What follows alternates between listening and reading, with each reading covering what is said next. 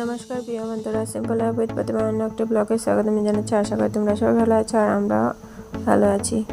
এই দেখো সকাল সকাল ঠাকুরের জন্য ফুল নিয়েছে মেয়ে।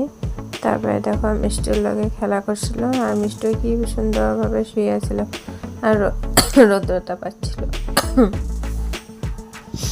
তারপরে দিয়ে দেখো মিষ্টি কি সুন্দর রৌদ্রতে বসে আছে আর মানে আদর করে দিচ্ছিল এইভাবে।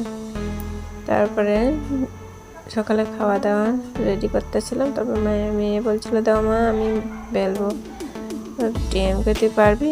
হ্যাঁ বলছিল, হ্যাঁ দেখি সুন্দর রুটি একটা বানালো। যাই হোক মেয়ে বড় হয়ে গেছে এবার। তারপরে আমি যে পুরিগুলি ভেজে নিচ্ছিলাম, পুরিগুলি সুন্দরভাবে লাল লাল করে দেখো কি সুন্দরভাবে ফুলেছিল। আর পুরি আর টমেটো দিয়ে ডিম দিয়ে বানাচ্ছিলাম, এই আসলে তরকারি দিয়ে খেয়েছি। চুলটা একটা ভালো না, মোটামুটি একটু ভালো হয়েছে।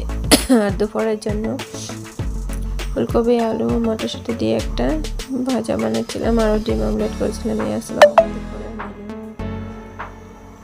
দেখো রান্নাটা একটু দেখাই দিচ্ছিলাম।